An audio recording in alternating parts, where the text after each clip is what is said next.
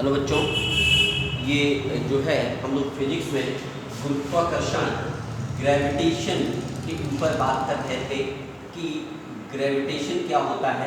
इसमें मैंने आपको न्यूटन्स का फार्मूला पढ़ा दिया था, ठीक है। न्यूटन्स लॉ की बात कर ली थी हम लोगों ने, न्यूटन के नियम की बात कर ली थी, ठीक है। न्यूटन्स ग्रेविटेशन लॉ जो मैंने आपको पढ़ाया था, न्यूटन्स ग्रेविटेशनल लॉ जो हमने पढ़ाया था, उसमें न्यूटन के गुरुत्वाकर्षण नियम में हमने आपको बताया था कि अगर कोई भी दो पिंड एक दूसरे से कुछ दूरी पर रखे हों तो दोनों के बीच में एक आकर्षण बल कार्य करता है। वो आकर्षण बल दोनों के द्रव्यमानों, अगर इसका m1 हो और इसका m2 हो, दोनों के द्रव्यमानों के गुणनफल के समानुपाती तथा बीच की दूरी के वर्ग के व्युत्क्रमानुपाती होता है।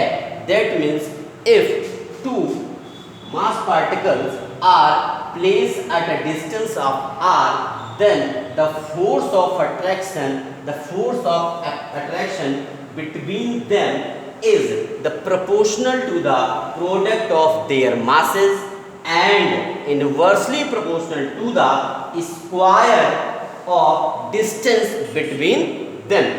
हमने कहा था वहां पर कि अगर दोनों को कंबाइंड कर लिया जाए यहाँ से तो m1 m2 upon r square हो जाएगा। इसके बाद हमने बात की थी कि अगर प्रोपोर्शनल का साइन हटाते हैं, समानुपाती का ये चिन्ह हटाते हैं, तो एक नियतांक रखते हैं, एक कांस्टेंट रखते हैं बच्चों। उस नियतांक को या कांस्टेंट को नाम दिया गया था सार्वत्रिक गुरुत्वाकर्षण नियतांक, ठीक है। ये मैंने आपको रिकैप कर दिया, ठीक है। सार्वत्रिक गुरुत्वाकर्षण नियतांक इसका नाम था, या यूनिवर्सल ग्रेविटेशनल कांस्टेंट इसको कहा गया था, ठीक है। हम आपको इसके बाद इसकी डिफिनेशन बनाकर बताएंगे, इसकी परिभाषा बताएंगे, ठीक है। तो हमारे पास है कि F is equal to G m1 m2 upon r square, ठीक।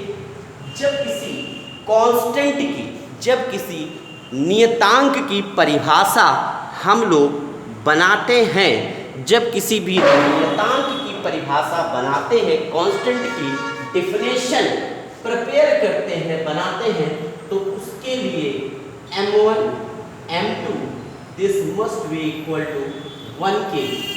यदि इफ m1 और m2 जो मासेस हैं, जो द्रव्यमान हैं, अगर 1 kg हो और उनके बीच की डिस्टेंस भी कितनी हो, 1 मीटर हो, यहाँ से आप देखेंगे कि F की वैल्यू जो है वो किसके इक्वल हो जाएगी, ठीक है, क्योंकि 1 1 1, ठीक है। तो इसको डिफिनेशन में कैसे सेट करेंगे, कैसे बनाएंगे, सुनिएगा आप ध्यान से। यदि 1 किलोग्राम का मतलब होता है, एक का कहीं पर भी मतलब आए तो एकांक भी बोल सकते हैं, मतलब यूनिट बोल सकते हैं, ठीक। तो देखिए, यदि एकांक द्रव्यमान के पिंड, यहां से सुनिएगा, उन पिंडों को क्या कह दिया गया है, 1 kg और 1 kg। 1 kg का मतलब अभी हमने बताया एकांक, तो एकांक द्रव्यमान के दो पिंड यदि एक दूसरे से कितनी दूरी पर रखे हो, 1 मीटर की दूरी पर रखे हो। फिर से सुनिएगा, यदि दो एकांक द्रव्यमान के पिंड एक दूसरे से 1 मीटर की दूरी पर रखे हो तो उनके बीच लगने वाला आकर्षण बल संख्यात्मक रूप से किसके बराबर होता है, सार्वत्रिक गुरुत्वाकर्षण नियतांक के बराबर होता है। इसकी वैल्यू मैंने आपको बताई थी 6.67 इंटू 10⁻⁻11, ठीक है। 6.67 इंटू 10 टू पावर कितनी थी -11 न्यूटन मीटर स्क्वायर पर केजी स्क्वायर होती है। इंग्लिश मीडियम वाले सुन ले, इफ द यूनिट मासेस, सुनिएगा ध्यान से, कौन से masses, unit masses, if the unit masses are placed, ये कहां पर हो, the unit masses are placed apart a distance, कितने डिस्टेंस पर, apart a distance of 1 metre, apart a distance of 1 metre, then the force of attraction between them, then the force of attraction between them is equal to numerically equal to the universal gravitational constant। फिर से एक बार सुनिएगा कि if the unit masses, कौन से unit masses are placed apart a distance of 1 meter, then the force of attraction between them numerically equal to the universal gravitational constant and values 6.67 into 10 to power minus 11 और जी की unit, इसका मात्रक क्या होता है, Newton metre square पर KG square. Clear? ये आपको उम्मीद है बात समझ में आई होगी। ठीक है, इसका जल्दी से एक हम लोग जो है क्वेश्चन कर लेते हैं। ठीक, क्वेश्चन करते हैं इसके ऊपर हम लोग। ठीक है बच्चों,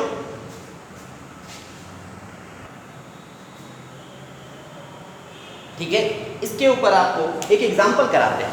ठीक, इसी पर मान लेते हैं कि हमारे पास तो मासेस हैं, जो द्रव्यमान है, एक 20 केजी का है और एक जो है वो 30 केजी का है, एक 20 किलोग्राम का है और एक 30 किलोग्राम का है। उन दोनों के बीच की जो डिस्टेंस है, जो दूरी है, मान लेते हैं कितनी है, 1 मीटर। जी की वैल्यू आपको वैसे तो लर्न होनी चाहिए, दे रखी होगी मगर आपको लर्न होनी चाहिए। ठीक, ओके, आपसे कहा जा रहा है find the gravitational force between them, दोनों के बीच में गुरुत्वाकर्षण बल निकालिए। तो आपको पता है by the Newton's law G m1 m2 upon r, G की value 6.67 into 10 to power minus 11, m1 की value 20 kg 30 kg upon r square 1 metre का स्क्वायर। ठीक है, ये वैल्यू हमारे पास होगी। आफ्टर दैट 1 का स्क्वायर 1 ही होता है, 6.67 into 10 to power minus 11 और इसको मल्टीप्लाई करेंगे तो 3 2 जा 6,000। ठीक है, यहाँ पर इसको मल्टीप्लाई करेंगे आप। ठीक, 6 7 जा 42। ठीक है, यही आएगा हमारे पास। ठीक, तो वैल्यू कितनी आएगी, 6 7 42 36 40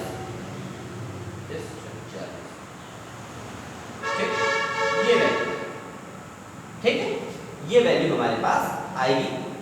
ये जीरोस लगेंगे हमारे पास, 2 जीरोस और into 10 to power minus 11, point किसके बाद लगेगा, 2 के बाद, आपको पता है। ठीक है, ये वैल्यू हमारे पास आ जाएगी। अब 4002 इंटू 10 टू पावर माइनस 11, इस तरीके के क्वेश्चंस में जो पॉइंट है वो 1 डिजिट के तुरंत बाद आना चाहिए। यहाँ पर आएगा 1 2 3 प्लस में बढ़ेगा, 0.002 इंटू 10 पावर माइनस 11 है, प्लस में 3 बढ़ेगा क्योंकि इधर जा रहा है। आपको पता होना चाहिए कि अगर लेफ्ट हैंड में जा रहा है तो वैल्यू किसकी होगी, प्लस की पावर बढ़ती है। तो 4.002 इंटू 10 टू पावर माइनस 8, इसकी यूनिट क्या होती है, न्यूटन। तो ये एक आपको हमने क्वेश्चन कराया जिससे आपको कुछ क्लियर हुआ होगा। न्यूमेरिकल है जो आपसे पूछा भी जा सकता है इसी तरीके से, और भी मैं कई सारे कराऊंगा इसके बाद। आफ्टर दैट इसके बाद हम आगे बढ़ते हैं। अब देखिए, हम जो है किसी बॉल को, किसी भी ऑब्जेक्ट को जब ऊपर फेंकते हैं, आप हमको देख रहे होंगे, इस मार्कर को हम ऊपर की तरफ फेंक रहे हैं, या इस बॉटल को ऊपर फेंक रहे हैं, तो जब ऊपर इसको फेंकेंगे बेटा तो ये कहाँ आ रही है, नीचे आ रही है। ऊपर फेंका नीचे आई, क्यों नीचे आई? क्योंकि जो अर्थ है, जो पृथ्वी है, वो हर एक ऑब्जेक्ट को, हर एक वस्तु को अपने केंद्र की तरफ आकर्षित करती है। That means the earth attract every particle, ठीक है, every particle towards the centre of the earth, अपने तरफ अट्रैक्ट करती है। ठीक, ये जो मान लेते हैं इसका मास कैपिटल एम हो, सपोज दैट अर्थ का, इन दोनों के बीच की डिस्टेंस आर हो, तो इन दोनों के बीच में भी क्या लगेगा, force of attraction by Newton's law. तो जी एम इसका वाला स्मॉल एम और अपॉन क्या हो जाएगा आर स्क्वायर। क्लियर है ना? कहने का मतलब ये है कि F is equal to G M M upon R square. ये जो m मास का बॉल है जो ऊपर हमने फेंका था, वो कहाँ आता है, कुछ देर बाद नीचे आ जाता है, अर्थ सरफेस पे आ जाता है, पृथ्वी की सतह पर आ जाता है। और क्यों आ जाता है? क्योंकि पृथ्वी अपनी केंद्र की तरफ, अर्थ अपने सेंटर की तरफ इतने फोर्स से इसको अपनी तरफ क्या कर रही है, अट्रैक्ट कर रही है, आकर्षित कर रही है। और इसी आकर्षण बल को, इसी पृथ्वी के इस आकर्षण बल को भी हम लोग कौन सा फोर्स कहते हैं, ग्रेविटी कहते हैं। क्या बोलते हैं? ग्रेविटी, नाम सुना होगा आपने, गुरुत्व बल बोला जाता है। कौन सा बल होता है? गुरुत्व बल। कहने का मतलब ये है, कोई आपसे पूछे गुरुत्व बल क्या है, तो आप तुरंत बताओगे कि वो बल जिससे पृथ्वी प्रत्येक वस्तु को, वह बल, यही बल है वो, पृथ्वी किसी भी वस्तु को पृथ्वी अपनी केंद्र की तरफ जिस बल से अट्रैक्ट करती है, आकर्षित करती है, उसे गुरुत्व बल कहते हैं। दैट मीन्स पृथ्वी जिस बल से प्रत्येक वस्तु को अपने केंद्र की तरफ आकर्षित करती है, उस बल को गुरुत्व बल कहते हैं। वो कौन सा बल है? F G M M upon R square। That means the force with which the earth attract every particle या every object towards the center of the earth, किस तरह? center of the earth, then इस force को क्या कहते हैं हम लोग? ग्रेविटी या ग्रेविटेशनल फोर्स कहते हैं। ठीक है, अर्थ के लिए इसलिए ग्रेविटी। क्लियर है? मतलब ये है, हम लोग खड़े हो रहे हैं, क्लियर, हम खड़े हैं तो हमारा जो वेट है नीचे वर्क कर रहा है। क्यों वेट नीचे वर्क कर रहा है? कितना फोर्स लग रहा है नीचे बच्चों? F फोर्स लग रहा है, ये वाला। और इसी फोर्स से अब थोड़ा सा पीछे की तरफ जाइए और न्यूटन का कौन सा थर्ड लॉ यूज कीजिए, तीसरा नियम याद होगा, क्रिया प्रतिक्रिया, रिएक्शन फोर्स, एक्शन रिएक्शन। इस फोर्स से अगर ये इस तरफ अट्रैक्ट कर रही है, तो अगर हम सपोज दैट हम लोग यहां पर खड़े हैं, ठीक, एम मास के हैं, नीचे की तरफ ये फोर्स लग रहा है, तो ऊपर की तरफ भी तो इतना ही बराबर फोर्स लग रहा होगा। और यही फोर्स हमको अपना भार, मतलब हमारा वेट जो होता है, यही वाला फोर्स दिखाता है। और इस वेट को ही हम क्या कहते हैं? शायद एनर्जी कहते हैं। शायद आपको याद हो, ठीक, छोटी क्लासेस में पढ़ाया गया है। मतलब किसी भी ऑब्जेक्ट का जो वेट है, जो भार है, जो हम खड़े हो रहे हैं, उसका भार किसके कारण होता है? इस वाले बल के कारण होता है, गुरुत्व बल के कारण होता है। ठीक है, इसके बाद अब किसी भी ऑब्जेक्ट को, अगर किसी भी ऑब्जेक्ट को बच्चों अर्थ सरफेस पर छोड़ा जाए, ऊपर से बिल्कुल बिना ताकत लगाए हुए बिल्कुल छोड़ दिया जाए, ठीक है, क्या किया गया? इसको हमने लिया और हमने क्या किया? ऐसे छोड़ दिया। समझ रहे हैं मेरी बात का मतलब?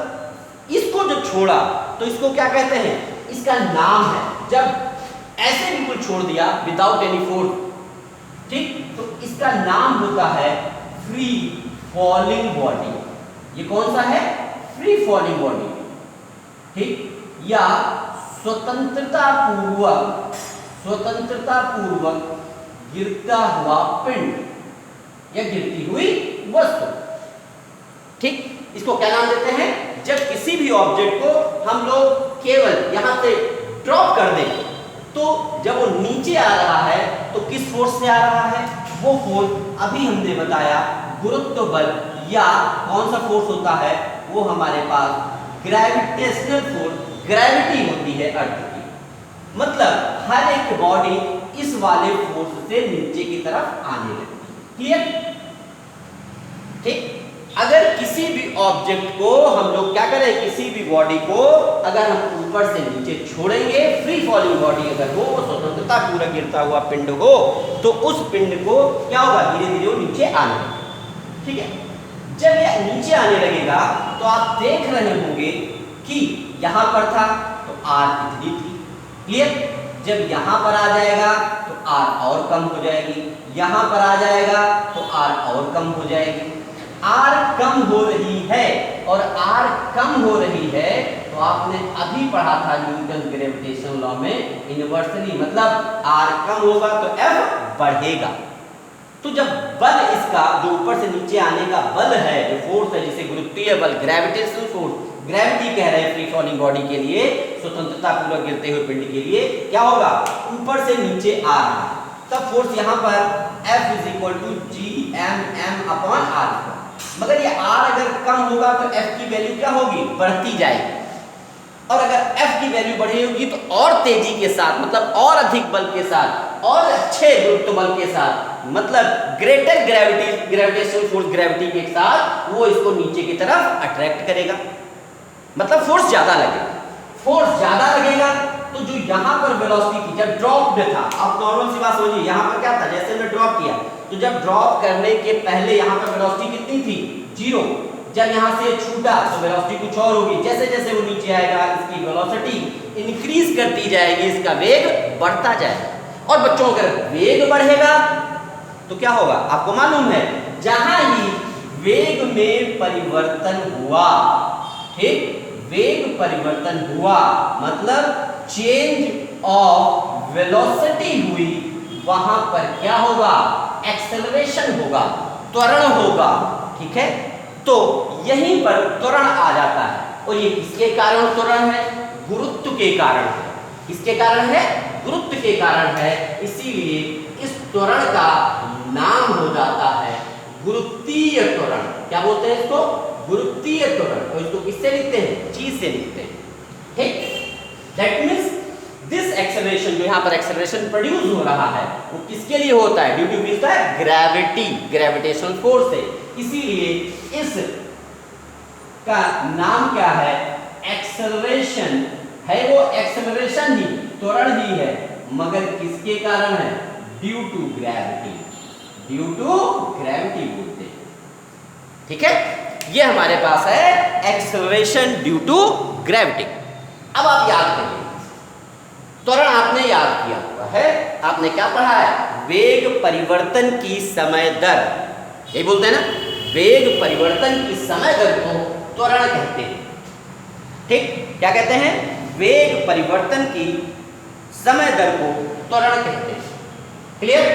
That means the rate of change of velocity is called acceleration. है वही चीज, बस अब क्या है? फ्री फॉलिंग बॉडी है, स्वतंत्रता पूर्वक गिरता हुआ पिंड है। तो इसको आगे जोड़ दीजिए, क्या कहेंगे हम लोग? हिंदी मीडियम वाले सुने, क्या कहेंगे?